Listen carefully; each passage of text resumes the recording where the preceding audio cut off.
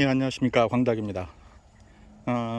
오늘은 텃밭을 하는 분들이라면 누구나 조금씩은 아마 심어 기르고 계실 그 대파, 지금 보고 계시는 이 대파에 대해서 모종 이식하는 방법, 대파를 이식하는 방법에 대해서 한번 말씀드리려고 합니다. 지금은 이제 모종의 단계는 지났고요.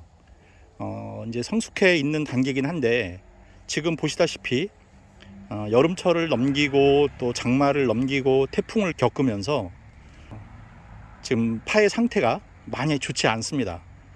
밑거름도 많이 떨어져 있는 상태고, 지금 현재 파의 그 줄기의 모습도 뭐 해충의 피해를 받은 것도 있고, 또 태풍이나 장마 때문에 많이 약해져 있는 그런 상태들을 보이고 있습니다. 그래서 이 대파를 이제 가을 들어가기 전에 이식을 한번 하는 그 단계를 거쳐서 더 굵고 좀 더 싱싱하고 깨끗한 대파로 다시 키우려고 합니다. 대파는 이렇게 한두 차례 이식을 하면서 키우는 작물입니다. 그래서 그런 과정을 거치면서 대파도 더 굵어지고 또 뿌리도 더 길어지는 그런 그 작용을 하게 되니까, 오늘 대파 이식하는 거 한번 보시면서 여러분들 그 텃밭에 있는 그 대파들의 상태도 한번 확인해 보셔서, 만약에 지금 제가 보여드리는 이런 모습을 하고 있다라면 오늘 보시고 조치를 해 주시길 바라겠습니다. 자, 그럼 지금부터 대파 이식에 대해서 한번 말씀드려 보겠습니다. 자, 가까이 가 보겠습니다. 지금 보시면 줄기들도 이렇게 노화된 줄기들도 보이고 시들은 줄기들도 보이고요. 지금 이 상태는 제 영상을 과거에 보신 분들이 있으시면 아시겠지만, 한 2-3mm 정도 되는 대파의 모종을 이용해서 지금 한 구멍당 2-3개씩 이렇게 이식을 해 놓은 상태입니다. 그 대파 모종을 무농약으로 기르는 방법에 대해서는 그때 제가 올려드린 영상 참고하시면 될 것 같고요. 오늘은 그 이식에 대해서만 말씀을 드리겠습니다. 지금 이렇게 이제 멀칭을 해서 이식을 해 놓은 상태이기 때문에 웃거름을 하기가 사실 좋지는 않습니다. 사실 이것도 웃거름 할 수 있는 방법이 없는 건 아닙니다. 비닐을 다 찢고 이 위에 그냥 거름이나 뭐 비료나 이런 걸 뿌려주면, 이제 비가 오고 물을 주고 하면 이게 이제 안으로 스며들어서 웃거름의 역할을 할 수도 있습니다만, 제가 이식을 결정한 이유는 지금 보시는 것처럼 잎의 상태들이 장마와 태풍, 그다음에 어떤 뭐 벌레들에 의해서 많이 안 좋아진 상태입니다. 그래서 이제 이걸 이식을 하려고 하는데, 그러기 위해서는 일단 다 뽑아내야 되겠죠. 뽑아내고 새로운 밭을 준비해서 그 밭에 다시 이 대파를 이식하는 단계를 거쳐야 합니다. 자, 그래서 일단 이 대파들을 다 뽑아내도록 하겠습니다. 자, 뽑아낼 때 어차피 이걸 지금 이식을 하는 단계이기 때문에 가급적 뿌리가 훼손이 안 되도록 뽑아내는 게 중요합니다. 물론 대파는 뿌리가 조금만 살아 있어도 죽진 않습니다. 다 살아납니다. 그런데 가급적 빨리 토양에 다시 정착할 수 있도록 가급적 뿌리를 덜 다치게 그렇게 뽑아내도록 하겠습니다. 그러기 위해서는 손으로 잡아 뽑는 것이 아니라 이걸 삽으로 흙을 뜨듯이 그렇게 해서 뿌리를 드러내는 그런 방법으로 하도록 하겠습니다. 자, 시작하겠습니다. 자, 우선 삽을 이용해서 이렇게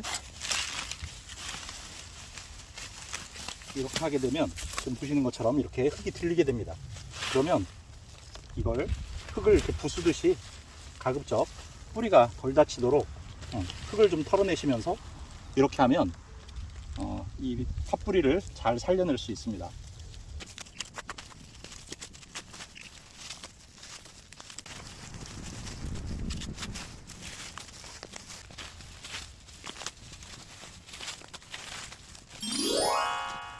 네, 이렇게 이제 다 뽑아 놨습니다. 이렇게 뽑아진 대파를 이제 어떻게 해야 되냐면, 일단 아까 말씀드린 대로 지금 시든 이파리나 뭐 병든 이파리나 이런 것들이 많이 보이죠. 이런 것들을 우선 깨끗하게 손질하는 그 과정을 거치겠습니다. 이걸 이대로 심으면 지저분해지고 이제 이게 또 상하고 그러기 때문에 이렇게 시든 겉잎들을 다 제거해야 됩니다. 뿌리에 있는 흙들도 좀 털어내시고, 여기에 혹시라도 이제 뭐 뿌리에 있는 벌레들이나 이런 게 붙어 있을 수도 있거든요. 그러니까 흙들도 좀 털어내시고, 이렇게 시든 잎들은 어차피 남지를 못합니다. 자, 그리고 이게 손질이 끝나면 어차피 이 잎들은, 자, 미리 설명을 드리겠습니다. 어차피 이제 이걸 손질을 다 하고 나면 잎들을 이 흰 부분에서 약간 윗부분 여기를 잘라내야 합니다. 잘라내서 새순을 키워야 됩니다. 그렇게 하는 이유는 이렇게 옮겨 심게 되면 어차피 지금 있는 이런 잎들은요 자라질 못하고 다 시들어 버립니다. 다 시들어 버리기 때문에 어차피 있으나 마나한 잎들입니다. 그래서 잘라내고 이 새로 거름도 하고 한 그 밭에서 새로운 잎을 깨끗하게 튼튼하게 새로 올려내는 그런 방법을 쓰기 위해서 이걸 전부 잘라내서 새로 이식을 하게 됩니다. 자, 이제 지금은 일단 전부 손질부터 하겠습니다. 대파의 뭐 재배 기술이라고 그러면 다른 게 없습니다. 이 흰 부분을 가급적 길게 키우는 게 재배 기술이라면 재배 기술이죠. 그 저희가 보통 이용하는 이 파 종류에는 뭐 대략 여러분들이 잘 알고 계시는, 시장에 가면 살 수 있는, 지금 이 보고 계시는 외대파, 그 다음에 조선대파라고 하는 게 또 있습니다. 조선대파는 이제 이게 이렇게 길지가 않습니다. 흰 부분이 좀 짧고요. 그 다음에 조선대파와 외대파의 가장 큰 차이점이라고 하면 조선대파는 추운 지방에서도 월동이 잘 됩니다. 그런데 이 외대파는 월동이 되질 않습니다. 이대로 심어서 만약에 그 노지에서 겨울을 나게 되면 다 얼어 죽고 녹아버리거나 그렇게 됩니다. 그래서 이걸 이제 가지고 들어가서 뭐 집에서 화분이나 이런 데 심어서 만약에 월동을 시켰다 해서 이걸 봄에 나와서 다시 심는다 그래도 살아남지 못하고 다 죽습니다. 그러니까 외대파와 조선대파의 가장 큰 차이는 월동 가능 여부가 있고, 물론 모양도 약간의 차이는 있습니다만 뭐 맛에는 큰 차이가 없고요. 외대파를 보통 이제 많이 이용하죠. 그 다음에 흰 부분을 길게 길러서 먹기 위해서 이제 외대파를 주로 기르고 있습니다. 그래서 이제 외대파를 이거 모종 이만할 때 심었기 때문에 이렇게 작은 걸 심었기 때문에 아무리 깊이 심는다고 해도 그 자리에서 이렇게 한꺼번에 길게 자라지 못합니다.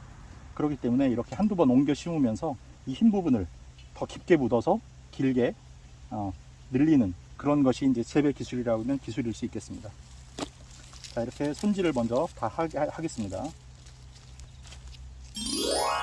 자, 이렇게 이제 손질이 끝났습니다. 손질이 끝나서 보시면 제가 이 사이즈로 이렇게 구분을, 4가지 구분을 해놨는데요. 이렇게 해놓은 이유는 간단합니다. 이 큰 것과 작은 것을 같이 심었을 경우에 이 작은 것이 큰 거에 치여서 자라지를 못합니다. 그래서 이 옮겨 심으실 때도 크기가 비슷한 것들끼리 심어줘야 같이 양분 경쟁을 하지, 이렇게 큰 차이가 나는 것들은 이런 것들이 큰 거에 치여서 자라지를 못하기 때문에 이렇게 구분을 해서 이식을 할 예정입니다. 그리고 이제 여기서 한 가지 더 해줘야 될 게 남았는데요. 불필요한 시든 잎들을 다 제거를 하셨으면 이제 이 흰 부분을 남겨놓고 이 초록색 부분의 윗부분, 즉 흰 부분과 초록색 부분의 경계 부분쯤 되는 부분을 이렇게 잘라주시면 됩니다. 그 이유는 새로 나오는 잎들이 균등하게, 균일하게 자라서 어느 것이 어느 거에게 치이지 않는 그런 성장을 할 수가 있습니다. 그래서 전부 이렇게 흰 부분과 초록색 부분의 경계 부분, 흰 부분과 초록색 부분의 경계 부분을 이렇게 잘라주시면 됩니다. 그렇게 해서 전부 잘라서 지금부터 다시 이제 본밭에 이식을 하도록 하겠습니다. 네, 자, 이제 손질이 다 끝나서 정식을 해보도록 하겠습니다. 이 정식 방법도 씨앗을 파종하는 거하고 똑같이 전파종, 줄파종이 있듯이 이것도 두세 개씩 모아서 점점이 심는 정식 방법과 줄을 쭉 타서 줄 심기로 하는 방법, 그 두 가지를 먼저 보여드리고 또 다른 방법 한 가지를 보여드리도록 하겠습니다. 우선 두세 개씩 모아서 정식을 하는 방법인데요. 지금 이 정도 자란 단계에서는 3개를 모아서 심는 것보다는 2개 정도를 모아서 심는 게 좋습니다. 3개를 하게 되면 너무 그 영양분 경쟁이 심해져서 잘 자라지를 못하니까요. 보통 이제 이 정도 단계가 되면 2개씩 모아서 심으시면 되겠습니다.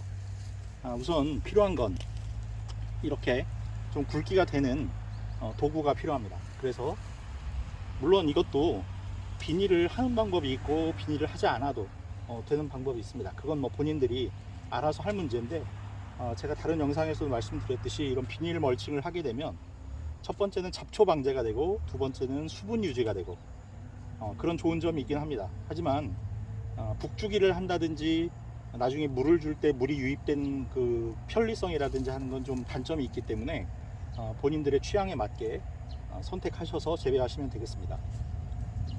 자, 우선 이제 아까 말씀드린 것처럼 대파의 재배 기술은 다른 게 없습니다. 이 흰 부분을 길게 키우는 게 가장 잘 키우는 방법 중에 하나인데요. 그러기 위해서는 지금 이 단계에서는 구멍을 좀 깊게 파줘야 됩니다.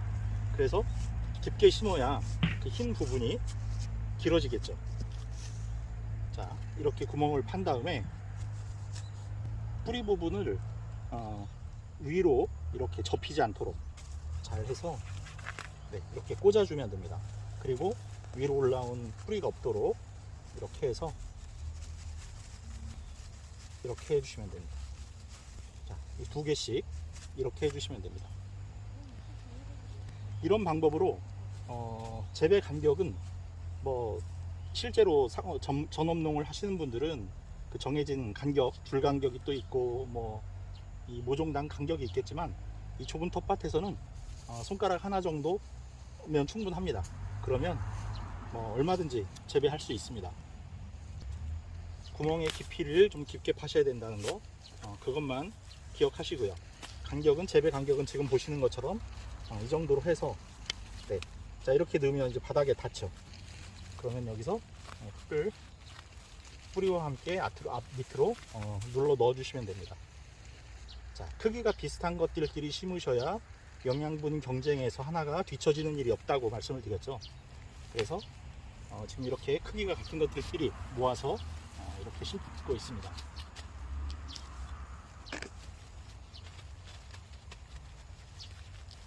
이 파란 부분, 여기에서 이제 줄기가, 새로운 줄기가 이제 잎이 나오게 되는데, 그렇기 때문에 이 부분이 가급적 묻히지는 않도록 이 정도 깊이로 심어 주시면 됩니다.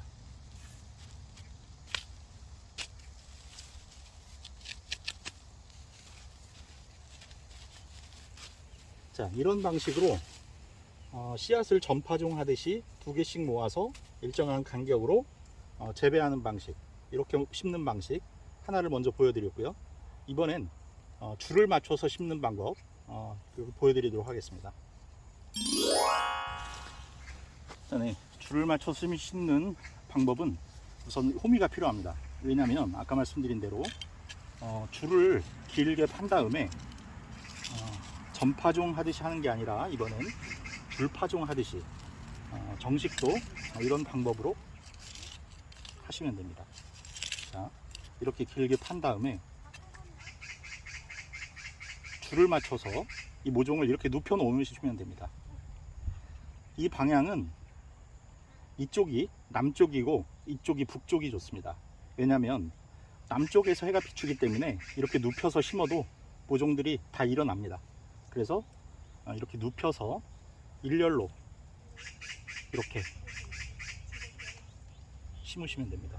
쭉 눕혀 놓으시고, 이게 속도면으로는 훨씬 빠르고 좋습니다만 한 가지 문제는 뭐냐면, 비닐 멀칭을 하면 이 방법을 사용하시기가 좀 힘듭니다.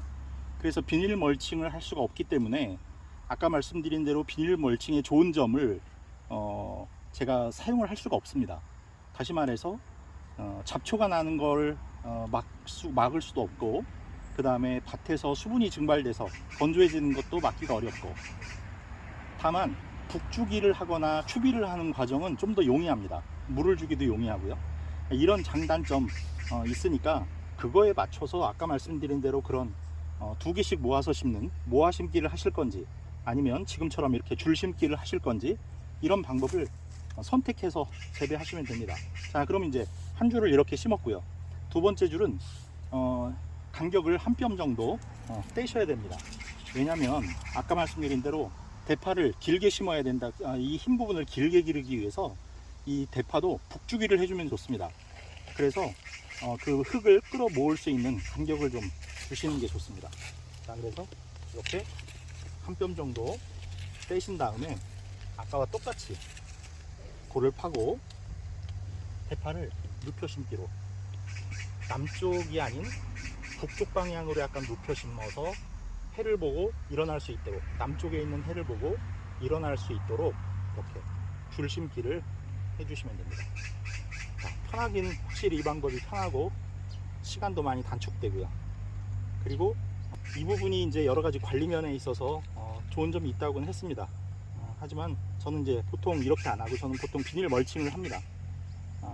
잡초가 나기 시작하면 한동안 또 많이 나기 때문에 이런 방법으로 하고 있습니다. 그래서 이렇게 하신 다음에 여기를 흙으로 이제 이렇게 덮어주시면 끝납니다.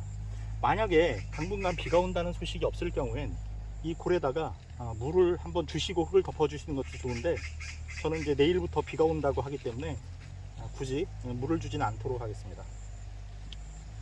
자, 이렇게 하시면 다 누워져 있는 것 같아도 수일 내로 다 일어납니다. 일어나서 이제 자라는 과정에서 일직선으로 똑바로 서서 그렇게 자라게 됩니다.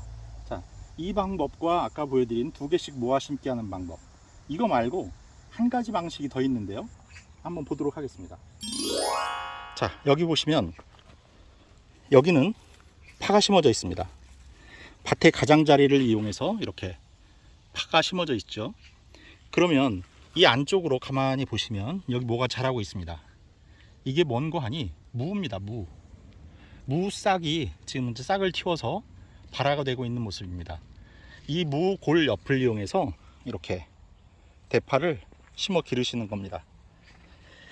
이렇게 하실 경우엔 참고하셔야 될 게 뭐가 있냐면, 무의 재배 속도와 성장 속도와 대파의 성장 속도를 감안하셔서 재배를 하셔야 되고, 또 무가 다 성장을 했을 때 이 대파와 어떤 서로 방해가 되는지 이런 것도 간격을 생각하셔서 심으셔야 합니다.